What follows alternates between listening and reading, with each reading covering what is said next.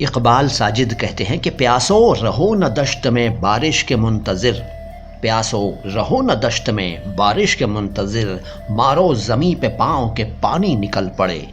دشت کا مطلب جنگل ریگستان اور منتظر کا مطلب انتظار کرنے والا۔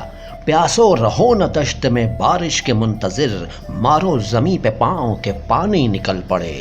مخدوم محی الدین کہتے ہیں کہ حیات لے کے چلو کائنات لے کے چلو، حیات لے کے چلو کائنات لے کے چلو، چلو تو سارے زمانے کو ساتھ لے کے چلو۔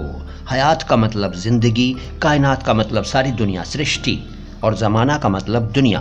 حیات لے کے چلو کائنات لے کے چلو، چلو تو سارے زمانے کو ساتھ لے کے چلو۔